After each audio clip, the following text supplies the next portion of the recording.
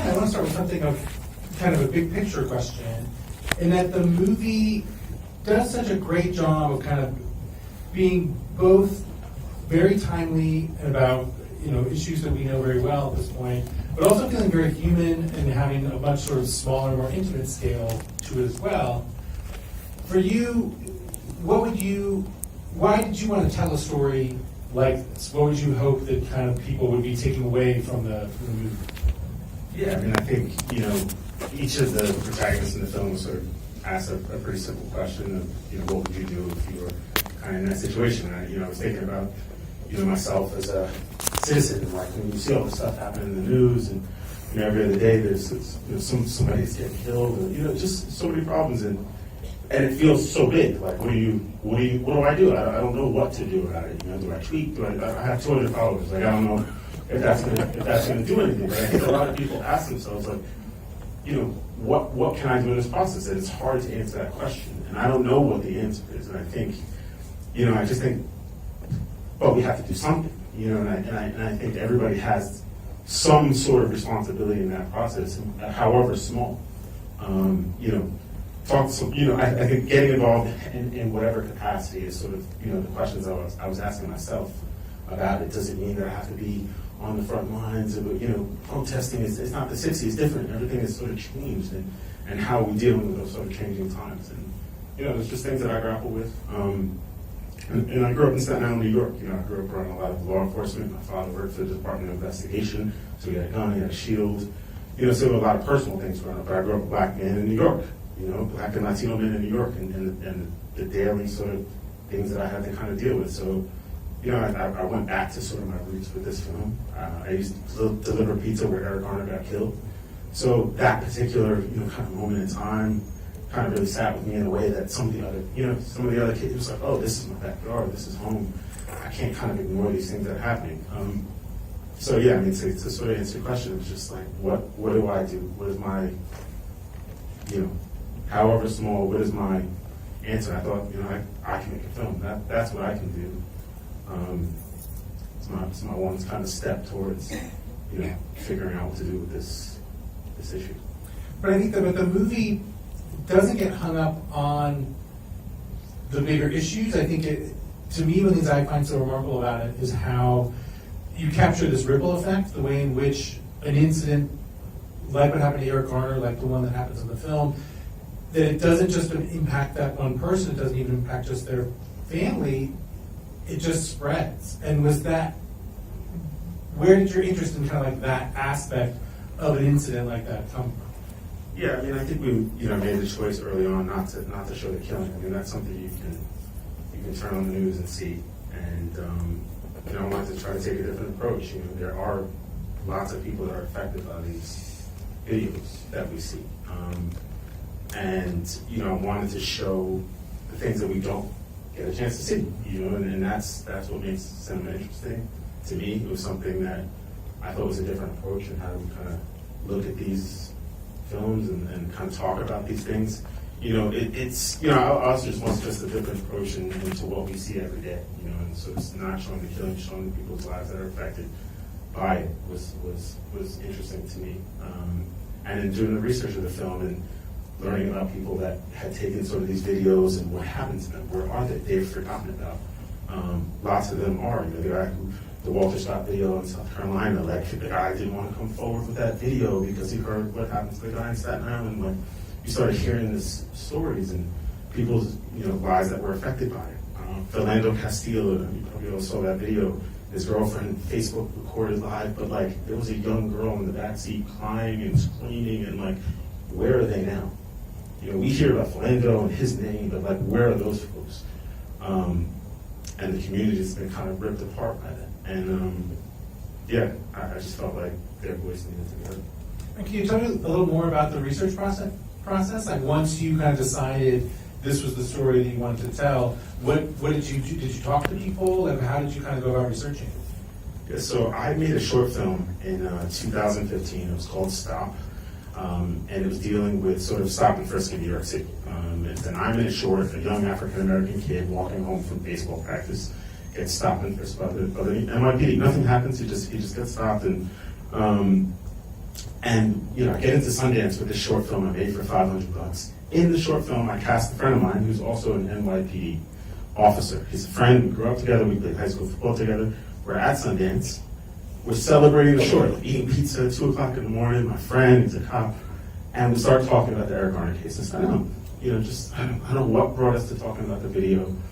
And one thing led to another, it just became a very heated discussion with this police officer friend of mine, and we saw two totally different things on the tape. And what I saw was a guy that, what I thought should still be alive, and he was like, Ray, you don't understand, like, he was resisting arrest. And I was like, well, just because he was resisting doesn't mean it. And it just went down a rabbit hole of like, you don't understand what I face as a police officer, you don't get it.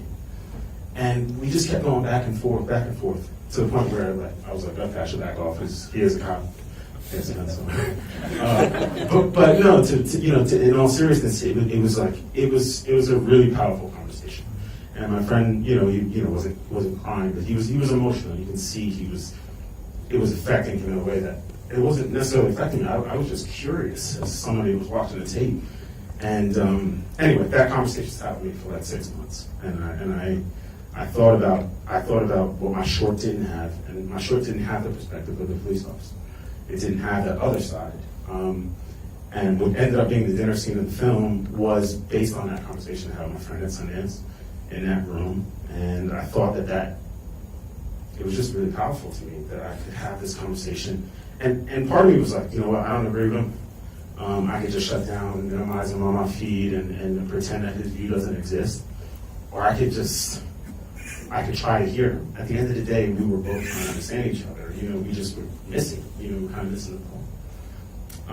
So anyway, that kind of led me into the discovery process going down and looking to how do we end up to a young black man walking down the street, getting stopped by police. Like, that's kind of where we are, This is every day, it's all the time, and I just wanted to investigate kind of how do we move beyond, what do we have to do to kind of, move past that point, I have 2 master's degrees, but at night I'm a threat with a hood on, and that's a problem, and I felt like I needed to do something to kind of talk about that. I know with the 3-part structure, was it difficult just from a writing standpoint, kind of how to balance that out? I mean, the questions of like how much the story should or shouldn't overlap, like how did you kind of answer some of those questions for yourself? Yeah, I mean, I think I'm still answering. There's a lot of questions in the film, to be honest with you. Yeah, I mean, listen, anytime you're doing something that's not conventional, you're leaving certain things open-ended, and it's just the reality of that. You don't have so much time with each character. So yeah, I mean, I think there was lots of questions, but I tried to simplify it in the sense that each one had their own individual questions to ask themselves, and and hopefully by the end we see how Zyric's character can kind of, doesn't necessarily give you the answer, but it kind of shows you, what is one sort of step that we could take. It's a start. So yeah, I mean, I think, listen, the writing was not easy. I went to a bunch of labs, did the Sundance and all that stuff, and you're constantly writing in the editing room. But listen, we shot the crash version of the film. We had way more connective tissue and things come back, and something just didn't feel right about it to me. I did it to kind of appease producers, like, oh, look, it comes back and saves the day, and the reality of these situations that they're not really like that. A lot of these things are left unresolved, and I didn't want to answer it because we're still sort of asking questions to ourselves, what do we do? And yeah, I mean, I think that was part of the, I had to make that kind of decision to say, you know what, I want to leave it that way because to me, was more truthful to how these situations kind of end up. And I thought, it was just, it felt right in my process of trying to come to some conclusion. And was that something you discovered in the editing room? Like as soon as you say you shot that footage and then kind of decided not to use it? No, I mean, I knew before. I just had to tell the producers, look what I got for you. If you want to cut that version, you have it, but you're going to have to open it back up after the film was already kind of done. No, to be fair, we have very supportive producers, but at the end of the day, it just didn't work. It felt too neat. It felt more forced. It also felt like something I had seen before. It felt like what it was expected. We were waiting for him to come back, and I wanted that longing feeling. I wanted us to miss them because maybe that feeling will make us do something. I know, in particular, having your short film as something of a template for the movie, what did that kind of do for the production overall? I'm just interested in whether or not you shot the movie as kind of 3 separate pieces, or if it was kind of one production that was done with all different parts of the different sections. We shot it all as one movie. Mm-hmm. Each not all the actors got a chance to meet each other at the same time, but we did workshop. They did talk a lot. So Anthony and John David's character didn't, they had one sort of interaction in the mirror, but they had been on set, they had crossed paths and talked about, when you're looking in the mirror, what are you actually looking at? We're looking at mirrors, images of ourselves, and so they did have conversations on and off. But yeah, we shot it as one movie. We shot 24 days in New York City. It's definitely an independent film. I wanted to make it, feel a little bigger than your typical indie. I definitely wanted to give it some scale and try to make it feel a little less indie. But we tried our best. But yeah, we shot in New York. We finished September 24th. We had 6 weeks to get a cut into Sundance, and we did it. I wish I had more time. I think every first filmmaker is like, man, I wish I had more time with the script. I wish I had more time. But if I used that time, the movie wouldn't have been made. There was a fine window of time to go and get movies like this made. It's not easy, And when I had that opportunity, it was like, we got to go. If we wait 1 week, it's not going to happen. Oh yeah, we'll do it, and then all of a sudden the financing drops out. And sometimes when you have the opportunity, you just got to run. And we were fortunate and blessed to have the producers to help us see it through. And I want to make sure to ask you just about the style of the movie. It's something I find very striking. There's a stillness to it, and you kind of allow the characters often to really kind of catch their breath in a way, especially for a movie that deals with what could be very kind of frenzied emotions. What was it that made you want to have that kind of stillness to the feeling of the movie? Yeah, I think a lot of my favorite films kind of do that. At least, I think about Fish Tank or Hunger and films that kind of allow you to kind of breathe and sit with a character. And I just wanted to make it feel personal. We don't have so much time with each character. So, sometimes in that silence, they're the loudest moments, and you get a chance to kind of digest and sit with somebody for half a second, maybe think about what they're thinking. When they're talking all the time, sometimes it's hard to kind of do that. And so, I think sometimes there's a lot of power in silence.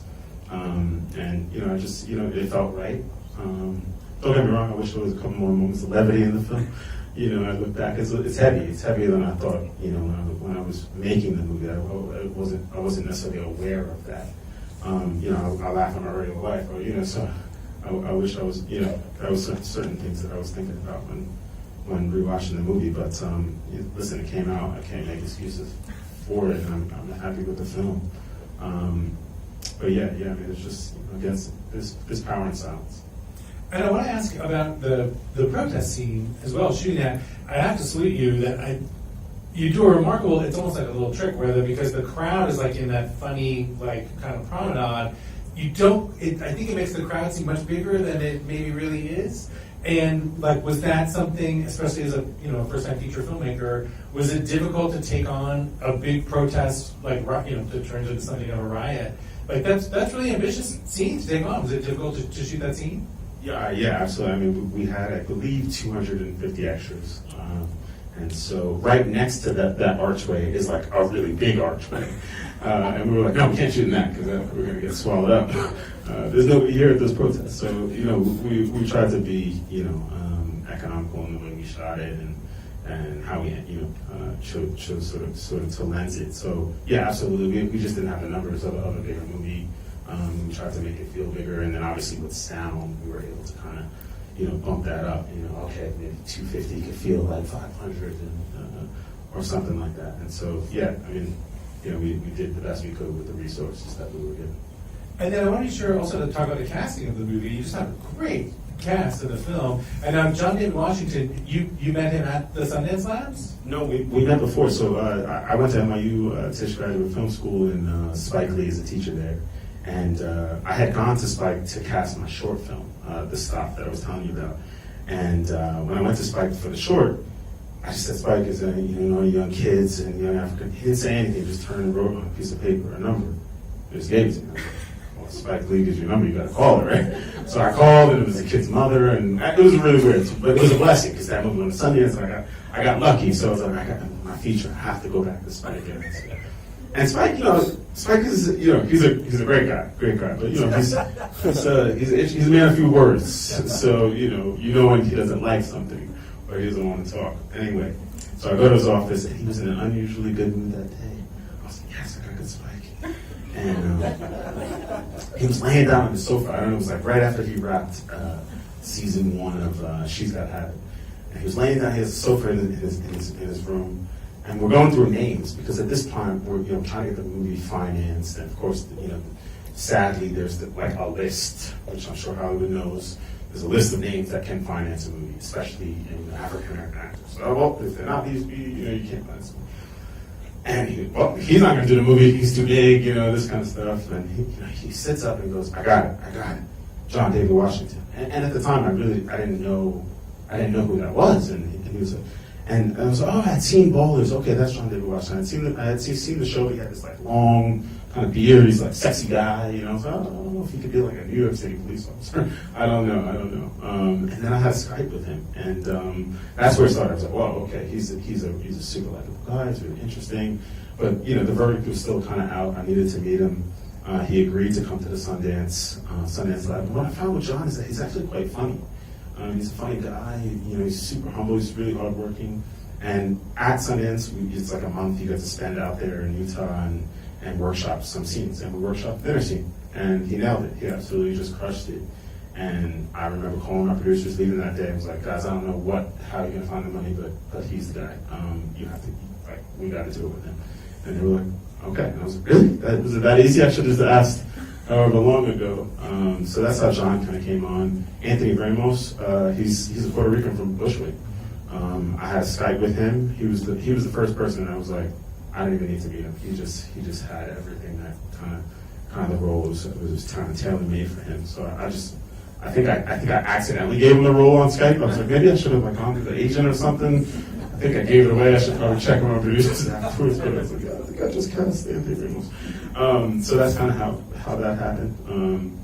And Calvin, he had a lot of buzz going on. He had been in a couple of movies, and there was another movie at Sundance called Monster this year. I know we had Monster and Monsters Men, and the director of that film was gracious enough to invite me in, and Calvin was the star of that film. I took 2 seconds. He had the face. He just had this he had this glow, this innocence. He doesn't really say much. Zaref's character is very silent. And I needed somebody that could kind of carry that. I did not know that he couldn't play baseball at all. Not even like that. At all. I was like, oh my God, what are we got to teach him how, just how to pick up a ball. It was rough. It was rough. So we had some body doubles. You didn't see it. And we were good about how but I mean, I'm talking whoa. Whoa. But he put on 30 pounds for the role. I was like, you got to do something to look like an athlete, like anything. He didn't even walk like one. I said, come on. He didn't take PE. You had to have something. He was like a pianist or some kind of jack. He just didn't have it, But he put on the weight and with the shirt off. I was like, okay. We can sell you. Just got to angle you or shoot you in a certain way. But no, he did. He took he took lessons, and he really tried. And I was like, listen, we're gonna just have to get a double. It's fine. And anyway, but funny story. Most unathletic person I've ever met, but unbelievable actor, and really was able to kind of bring it. And then of course, you got Cara Bono, Nicole Bahari, Jasmine Joan. Shantae. They came through A.B. Kaufman, who was the casting director, and she was just brilliant in helping us fill out the cast in that way. So yeah. And then the ending of the movie, that him putting on a shirt, walking down that hallway, and stepping onto the field. Why did you kind of want to end the movie in that way? And in some ways, I think what you were talking about before about wanting people to find a way to do something. And is that what that moment meant to you? Yeah, I mean, it was interesting. Once I there was an alternate ending, which was same thing, but he actually puts on sort of a jersey to cover up this sort of Darius Larson T-shirt, and I felt like that was a lot of pressure from what would you do if you're 17? What would Colin Kaepernick do if he was 17? If he didn't have the platform, would he be willing to to do what he's doing now? I don't know. Maybe he would. And I thought about Zach's character in that way, and I was like, it's really tough. Your family's on the line. There's so much on the line for you. Are you willing to do it? And to be honest, when we were shooting that scene, we were kind of running out of time. You could see the light kind of changing and everything. And it even goes out of focus for half a second. But it just, he didn't have time to put the jersey on. And I was like, whoa.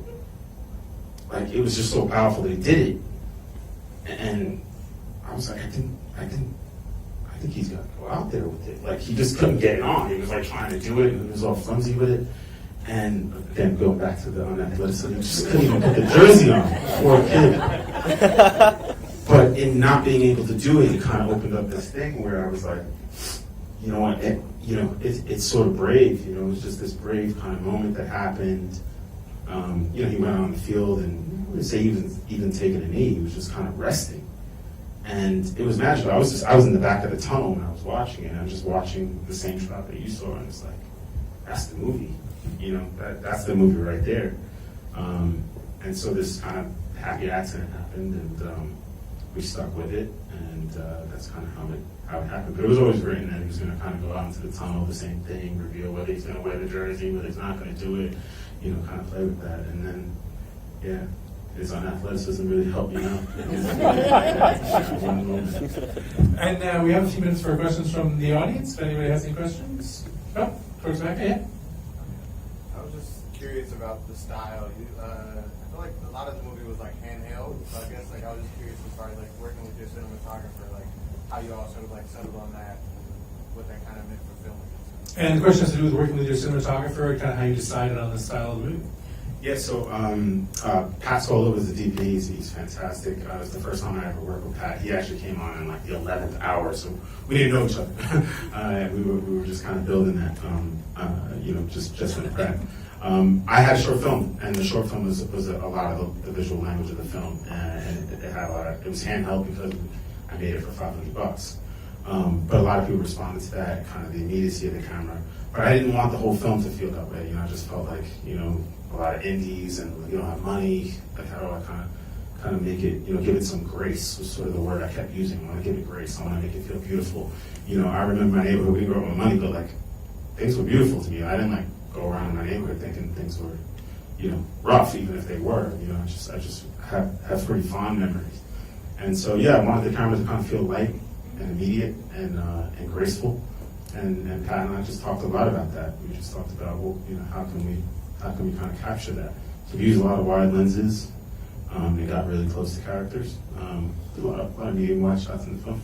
Could have used some wides, but that's kind of how we were able to do it. I wanted to balance between that sort of rough, kind of raw. Wanted it to feel natural, natural and but also elevated. I wanted to kind of elevate what I was able to do in the short film and make it presentable for an hour and a half, and sitting down. Jerky camera sometimes hard to do that for a long time. So we tried to just find a balance. And you had mentioned Hunger and Fish Tank as movies that were something that influenced on the movie. Were there any other either filmmakers or specific movies that were an influence on the style of the movie? Yeah, so Amores Perros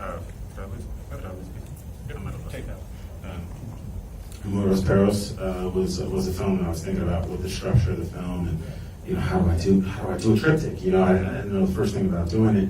And so I bought the script, and I was like, oh, okay, whenever the story breaks, I'm going to do that too. And so I started writing the script of like the Immortal Sparrow Slate, and it was just not working. I was like, this isn't going to work out. So I quit that real quick. But then I started just looking at other films, Place Beyond Pines, Elephant by Gus Van Sant. And what I loved about that film was obviously it took place in one place and in one school, and I was like, oh, can I do that? Can I do the same sort of thing, follow the back of someone, and then kind of just change the camera, onto another character? Is that possible? So that was a big influence in how we kind of transitioned from character to character. Was that film? Spike Lee's Do the Right Thing was a film that I kind of grew up on, loved. How he shot in one location in sort of Brooklyn. He shot on one street in Bed-Stuy. We didn't do one street, but we tried to keep it kind of central. He's a very different filmmaker. He's got saturated colors and crazy characters, but I tried to kind of keep the essence of what his films were able to do. So those are a few that I think kind of really. But then there's like Good Will Hunting in there, and there's like a couple other like movies that I love, and like little moments of just kind of films that I love. Yeah. And what else? Oh, right there. How did you come up with the title for this film? Oh, the question has to do with the title. Actually, there was a title before the script. It's a good question. It was catchy, to be honest with you. Like that, it kind of just started with like, oh, Monsters and Men. I was just thinking about a title for this thing, and it wasn't really like. I think it was just about the duality of men and women. Really, it was about us all kind of having a little bit of good and bad in us. Nobody's kind of perfect, and that we all have kind of choices. You can decide to stay silent and do nothing, or you can do something. And I think just in sort of questioning the duality of each individual, I was like, we all kind of have that in us. We all have, monsters in us. We all have, and it wasn't, necessarily pointing a finger at anybody. So, it just stuck, and I was like, ooh, it just sounded powerful. Monsters, man. And it kind of just started from there. Even before there was a triptych or any kind of structure, I was thinking about that. And yeah, they tried to get me to change it a bunch of times. Because they're like, there's an Icelandic band or of Monsters and Men. You might want to do. I was like, listen, I don't know. Sounds good to me. I'm gonna keep it. No, did they have alternates for you? Like, what? Yeah, but they were so bad. I'm just trying to. We came up with probably 150, 60 alternate names, like ABC Brooklyn. Like it was like weird stuff that was coming out. Naming it after train lines and just weird stuff in New York. One street, once upon a time in Bed-Stuy. Stuff like that. It just didn't feel right. I thought this kind of captured the essence of the question that I was asking myself about the film, and so I stuck with it. Yeah, right there. Yes. Tell me how you choose to move away from the traditional stereotypes of the Afro-American community and the Latino community. You show young people with goals and dreams and hopes. You show a neighborhood that is not full of drugs or gang members or anything like sometimes we see it and just across the street, you know what I'm saying? So, or what people are talking about our communities in politics in Washington, D.C. So you're moving away from that. So that was your intention. It was hard to do it, and how you did it, because you did it wonderful. And that's a direct question that has to do with kind of how conscious were you of the depiction of the neighborhood, the way in which you didn't have stereotypical depictions of the people who live there, the neighborhood itself. Like how did you kind of go about that? Yeah, no, well, thank you. I definitely wanted to stay away from those stereotypes. Saggy pants and how we're kind of depicted on TV. It's just it's not how most people kind of live, at least in my community. You turn on the TV and you just see kind of, what they want to show you. And it wasn't how I grew up. I grew up with parents that kind of told me to wear my pants straight.